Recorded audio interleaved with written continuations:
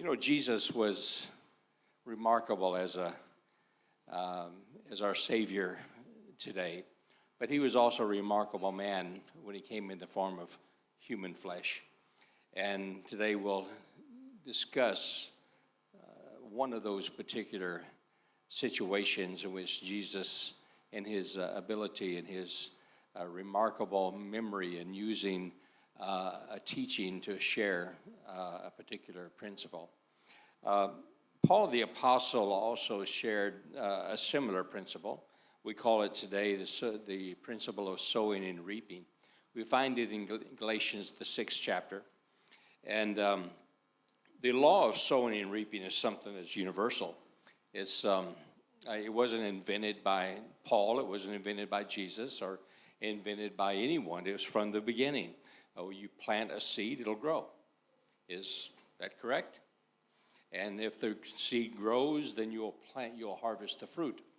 But there's three primary segments of this principle that holds true, regardless of the seed that you plant. If you plant good seed or if you plant bad seed, that will come up. So the first area of the principle is that of truth, and that's the fact that you will indeed reap what you sow. The second part of that is that you always reap in a different season than you sow. And the third is that you always, under all circumstances, you reap more than what you sow. Now, some of us perhaps have experienced blessings of the Lord. And those blessings from the Lord that occur this week or last month or whatever, perhaps you can't explain it. You say, well, God has been very good to me the last few days or the last week. And you can't explain this. And we say, well, maybe God is just blessing me over and abundantly for some reason. But perhaps that's not it at all. Maybe it's because the good seed that you planted last year or 2 years ago or 5 years ago or 10 years ago is now coming up. And you are reaping the benefits of that good that you planted a number of years ago. The same can be true about the bad seed. Maybe you're having a horrible week and everything seems to be going wrong. And many times we blame it on Satan, is that the enemy is attacking me. Or maybe God is punishing me for some reason and I'm being disciplined. Perhaps, but maybe not. Maybe Satan has nothing to do with it. Maybe God is not punishing you. It could be that the bad seed that you planted 3 years ago now is coming up this week. Jesus used the same type of principle, and we see it in what we call the parable of the Good Samaritan. And so if you'll turn with me to the book of Luke, we'll read a portion of that. Luke, the 11th chapter. 10th chapter, I'm sorry. Luke, the 10th chapter, we'll begin to read verse number 25. And behold, a certain lawyer, other parts of the scripture, this is called doctors of the law, stood up and tempted him, meaning Jesus, saying, Master, what shall I do to inherit eternal life? And then Jesus said to him, what's written in the law? How readest thou? And he answered and said, Thou shalt love the Lord thy God with all thy heart, with all thy soul, with all thy strength, with all thy mind, and thy neighbor as thyself. And he said unto him, or Jesus said to him, Thou hast answered correctly or rightly. This do, you shall have life. But he, being willing to justify himself, said to Jesus, And who is my neighbor? Then Jesus' answer to him is what we now call the parable of the Good Samaritan. But many of Jesus' teachings that we classify as parables were events that were based and were founded in historical truth. The event actually happened. And then Jesus used that event to emphasize a particular point. This is one of those events that actually happened. And so the parable, so to speak, parable of the Good Samaritan, is based in and founded in an event that actually took place that everybody knew about at that time. The event actually took place in the year AD 21, a few years before this time. And so Jesus used that to emphasize his points. Now, the lawyers or the doctors of the law, the Jewish doctors of the law, absolutely despised people from the Galilee, and they hated beyond comprehension people who lived in Samaria. And so Jesus wanted to emphasize a point to this man, and he did so by stating this historical event that actually happened, that which Jesus used as a teaching. And Valerius Gratius was appointed governor of Judea in the year AD 15. He was appointed by Augustus Caesar. The appointment was renewed again by Tiberius Caesar when he came to power. Now, Gratius had a nephew. His name was Spartacus. Spartacus was appointed by Gratius to be the minister of taxation. Now, the administrative headquarters for Rome, for Judea, was in the city of Caesarea Maritima. But the center of taxation, or the taxation office, and the administration of taxes was in the city of Jerusalem. And so Spartacus lived in Jerusalem as the minister of taxation, where Gratius lived in Caesarea Maritima as the governor. Now, the Roman Empire existed on taxes from the people. Some of them were very heavy taxes at times, especially under people like Emperor Caligula. Under Tiberius, it wasn't too bad, but you still had to pay taxes to Rome, and they collected these taxes. Now, all the taxes for Judea went into Jerusalem, the taxation office. But once every 40 days, the money was transferred from Jerusalem to Caesarea Maritima. Now, because it was such an important issue, then the Roman officials put out the word well in advance. Now, the reason for this was to discourage anyone from trying to rob the tax money or trying to rob the caravan. And so the word went out that on this particular day, this certain day, that the money in a military caravan would be transferred from Jerusalem to Caesarea Maritima. And that on that day, no one was allowed to travel the highway. No one. Also, all businesses that were along the route between Jerusalem and Caesarea Maritima had to close. And they had to vacate the business and leave the area. If you were a resident, if you had owned a home, you lived on the road or on the side of the road and on the byways, then you also had to abandon your home for that particular day. You had to leave so that you would not be present. And like I said, the reason for this is to warn everyone that this is Rome's business, and you will be severely punished if you try to interfere with the transfer of the tax money. And so the thought and the purpose for this was well intended, and it was meant to protect the tax transfer of the money that was in the caravan. The caravan was a military caravan with a wagon with the money in it, and escorted by Roman soldiers, 20 Roman soldiers. But unfortunately for the Romans, it also notified the rebels who were in the Galilee that the tax money was being transferred. And so, knowing that this was happening, the rebels in the Galilee organized an assault and to attack the tax caravan and to steal the money. And they were successful at that. On 6 different times, the money was being transferred. The rebels attacked the caravan and were successful in stealing the money. Well, Tiberius Caesar was beside himself. He went ballistic on all of this and wanted to know what was happening. And so he made a personal visit. The only time Tiberius Caesar ever came to Judah or in that particular area, made a personal visit to Caesarea Maritima and to talk with Governor Gratius. And he says, this has to stop. And it has to stop right now. I don't care what you have to do. I don't care the means that you have to go to get it done. But I want this tax money safe, and this violence has to stop now, immediately. So Gratius didn't know what to do or how to accomplish this. Spartacus, the minister of taxation, came up with an idea, and he says this. He said, what we'll do, and the governor approved of his plan.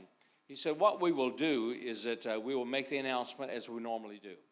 But rather than having the money in the wagon, then there will be Roman soldiers in the wagon, as well as the Roman guard. And so there was approximately a total of maybe 50 Roman soldiers by doing this, but it didn't look like it because they were hid away safely in the wagon as it was being transferred.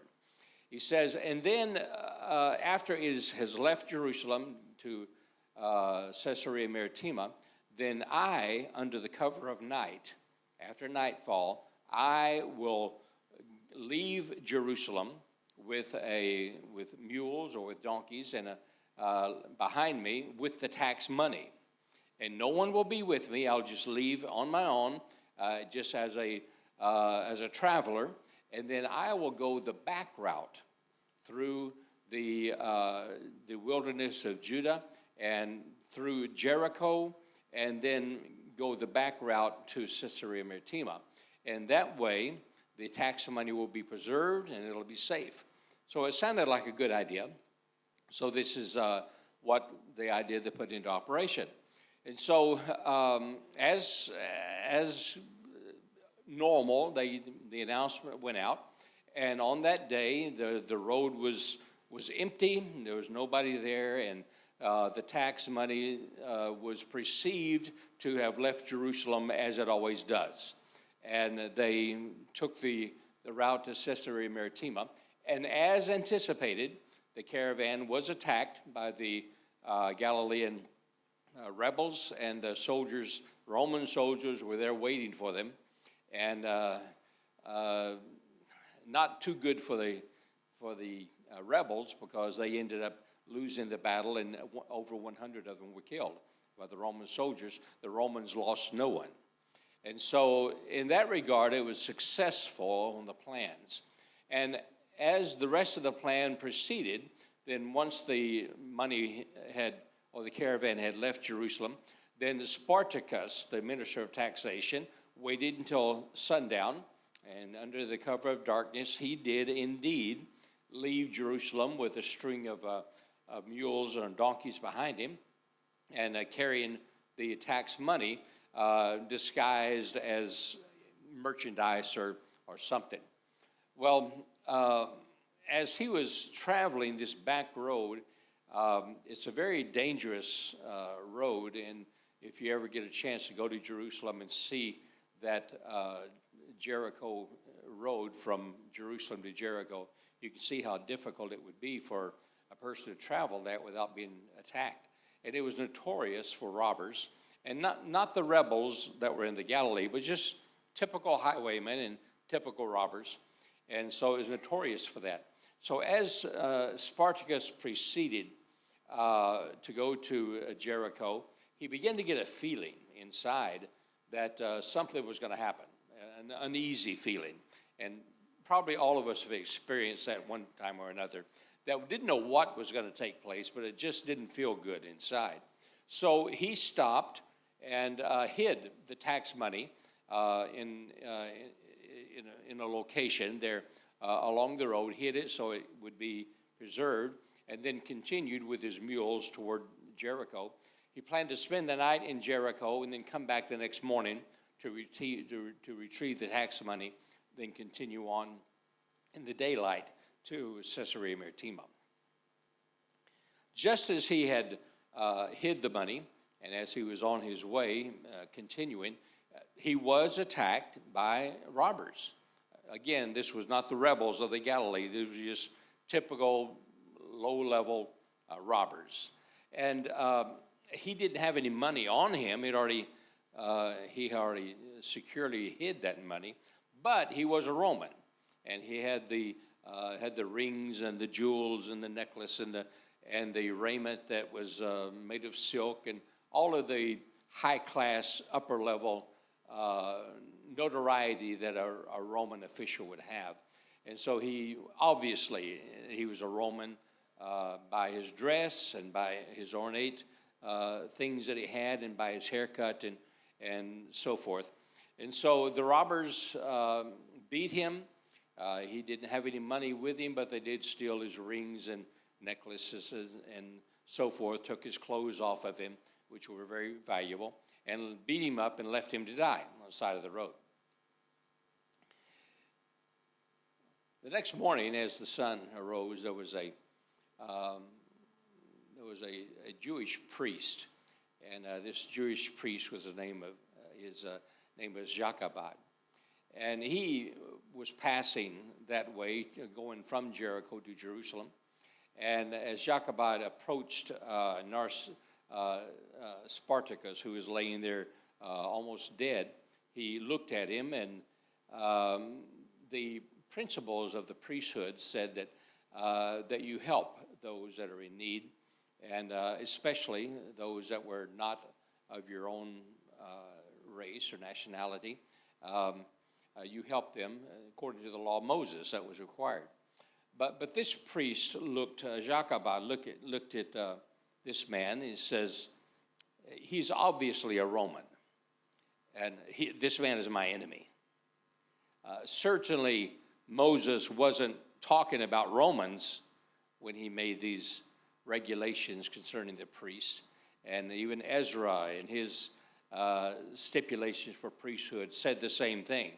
And this priest says, surely they weren't talking about Romans, our oppressors, the ones who have us under their thumb. And he says, I know what the principles say, but I'm not going to do that. I'm not going to help this Roman. So he walked on towards Jerusalem on the other side of the road. Not long thereafter, there was a Levite, and this Levite was named Eleazar. And according to the law of Moses, Levites were commissioned and commanded, and they must help those that were not able to help themselves. That included those that had been injured, whether they're your enemies or your friends or you had no idea who they were. If they were injured in any way, a Levite was commissioned by the law of Moses, demanded to stop and help. But again, Eleazar looked at this man, obviously a Roman, not realizing that it was the minister of taxation, but a Roman nonetheless, and obviously Moses wasn't talking about Romans when he wrote the principles, and so consequently he, following the example of the other man, which he didn't realize what had happened, but he looked at him and says, no, I'm not going to do this. And so he walked on towards Jerusalem on the other side of the road. There was a silk trader, a silk forwarding company, and this man's name was Narcisse. He would take silk from China or from the east, and it would come into his possession. Then he would forward it on to Rome, and there it would be sold. He was fairly wealthy by doing this type of thing. His father was a Greek. His mother was a Samaritan Jew. And so he had settled in Samaria and made quite a living doing the silk business. But the Romans had taxed him mercilessly to the point that he was almost bankrupt because of the taxing, the tax obligation. Excuse me. And so he felt that the only relief that he was going to have was to somehow make an arrangement with the minister of taxation. Of course, he had never met Spartacus. He had no idea who he was, but he did know that his office was in Jerusalem. So he set an appointment many months in advance to meet with Spartacus on a particular day, which happened to be the very next day that he left Samaria to go to Jerusalem, which would have been a 2-day journey. He was going to spend the night in Jericho, and then after spending the night in Jericho, then go on to Jerusalem to meet with Spartacus the next day.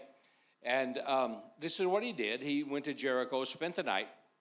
Then early the next morning, he left to go to Jerusalem to arrive in enough time to have his appointment with the minister of taxation.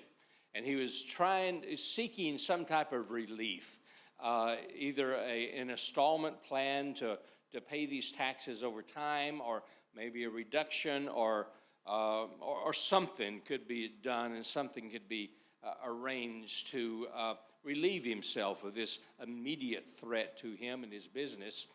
Otherwise, he was financially ruined. And so as he proceeded, then he too walked and saw Spartacus laying on the side of the road, not knowing who he was. And so he said, well, you know, if I stop, then I very well may miss my appointment with the minister of taxation, and who knows when I'll get another one. And so I shouldn't do this. I should go on. There'll be other people along who will help this man, obviously, or hopefully someone will help him. And so he thought about this and weighed the circumstances. Finally, his compassion overruled. He stopped and he helped this man who is dying, this obvious Roman who is dying, which the same Roman who ruined him financially, which he didn't know it was him. But the fact that he was Roman was enough to say that these people are ruining me. They're destroying me. Why should I help him? But his compassion ruled, and he stopped and he helped him. He took him back to Jericho and put him up at a hotel, and he told the hotel keeper, when I come back, I'll pay for his expenses. I'll also pay for his upkeep and for his medical expenses. And what Narcisse did not know is that this man, it would take more than 1 year for him to recover. And so the commitment he made to the hotel people and to the officials that were there, or the owners who were there, is that he would take care of the bill. Probably he didn't expect that he was going to be running up a bill of over a year. But this is what happened. So after Spartacus was safely in the hands of the hotel owner, then he left to go to Jerusalem again to see if he at least could see the minister of taxation on that day, realizing he had missed his appointment already, but at least perhaps that day. And so he left to continue to Jerusalem. In the meantime, Spartacus made arrangements with some of the Roman officials in Jerusalem, in Jericho there, and they went and retrieved the tax money that had been buried, and they took them themselves to Caesarea Maritima. So Rome was happy that the tax money arrived, and now Spartacus was being cared for some of the local people at the hotel. When Narcisse arrived in Jerusalem, he was told that you've missed your appointment. No, the minister of taxation is out of town. I'm sorry, I don't know when he will return. Well, no, I can't make an appointment for you. I have to clear this with the minister of taxation. So, no, I don't know when you can have another appointment. So he left Jerusalem knowing that his last hope was now gone, totally and completely. He returned to Jericho and didn't do as he said. He never revealed to this man, this sick man, the arrangement he had made, but he didn't need to. And Spartacus never told him who he was, never told him his name, his position, or anything. Over the next year, Narcisse did have to file bankruptcy in the courts at Caesarea Maritima. At that time, bankruptcy took quite a number of months to come to fulfillment. And so as he waited, his business went down more and more because the tax burden was not relieved, and so he had to continue to pay the taxes. And bankruptcy had been filed, and for all practical purposes, he was financially ruined. His family was ruined, his company was ruined, and he even tried to sell the company because it was gone. In the meantime, he paid for Spartacus's upkeep in Jericho, and they developed a good friendship over the next year that Spartacus was being cared for. But Spartacus never, ever revealed his name nor his position to his newfound friend. Finally, when Spartacus was able to travel again and was healed up to a certain extent, he revealed the fact to Narcisse that I live in my family. He said, my family lives in Caesarea Maritima. Well, that didn't surprise Narcisse. He knew that this man was a Roman, and most likely he has some type of relationship to the Roman city of Caesarea Maritima. That was not a surprise to him that he said that his family lived there. But then Spartacus said, I'd like to introduce you to my family for the goodwill that you have done for me. And so he said, why don't you come to Caesarea Maritima with me so I can introduce you? Narcisse says, well, you know, I'd love to. I can't. I don't have any money. And so let's just make a rain check on this, and another time we'll do it. But after much persuasion, then Narcisse was convinced, okay, well, I'll make the trip with you. So they entered Caesarea Maritima, the two of them, and finally they went to the palace of the governor of Gratius, and which was quite surprising to Narcisse. Why are we going to the Roman administration palace, and why are we going to this place? And it was at that time that Spartacus finally revealed who he really was. He said, Narcisse, my friend, I, and Spartacus, I am the minister of taxation that you had an appointment with. And after missing that appointment, then you were financially ruined. But I am the man, your devout enemy, who you helped anyway. So they appeared before the governor, Governor Gratius. And the governor of Judea was quite taken back by Narcissus' compassion when he didn't have to be, his own personal sacrifice when he didn't have to do it. And he made a proclamation, and that proclamation was established at that time and even became recognized by Tiberius Caesar himself. And in this proclamation, he says this: from this day forward, your bankruptcy has stopped. You will no longer be bankrupt. And also, from this day forward, your taxes have been satisfied. You owe no taxes to the Roman government, nor will you ever, for the remainder of your life, ever have to pay taxes to the Roman government.